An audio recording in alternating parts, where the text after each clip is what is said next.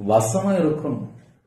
இதயத்துக்குள்ள தேவையில்லாத காரியங்களை வச்சா நிம்மதியா தூக்கம் வராது, நிம்மதியான ஒரு வாழ்க்கை இருக்காது. இன்னைக்கு நிறைய குடும்பத்துல ஏன் புலம்புறாங்க, ஏன் கோபம் வருது, ஏன் எரிச்சல் வருது, ஏன் மன்னிக்க முடியல? இதயத்துல கசப்பு தீட்டுப்படுத்தும். தீட்டுப்படுத்துற காரியங்கள் நமக்குள்ள இருக்குமானால் ஆசீர்வாதத்தடை இருக்கும். அப்ப கர்த்தருடைய பிள்ளைகள் ஆசீர்வாதத்தை பெற்றுக்கொள்ளணும் அப்படின்னா தீட்டு இருக்கக்கூடாது.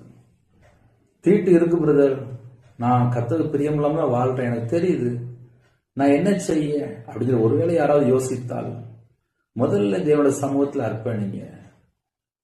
அப்பா எனக்கு மன்னிக்க ஒரு இருதயம் தாங்க, மன்னிக்க முடியாத ஒரு சூழ்நிலை நான் வாழ்ந்துட்டு இருக்கேன், நான் மன்னிக்கிற ஒரு பிள்ளையா இருக்கணும், தேவனோட சமூகத்துல தாழ்த்துற பிள்ளையா இருக்கணும். மனம் திரும்பி ஏற்ற கனி கொடுத்தாதான் ஆசீர்வாதம். இன்னைக்கு மனம் திரும்பாம ஒரு துன்மார்க்கமாவோ ஒரு துணிகரமாகவோ இஷ்டம் போல பாவத்துக்குள்ள வாழ்ந்தால் அங்க சத்துரு உள்ள வந்துருவான். கர்த்தருடைய பிள்ளை சத்தியத்துக்குள்ள வந்தா மட்டும்தான் விடுதலை. ஹல்லேலூயா.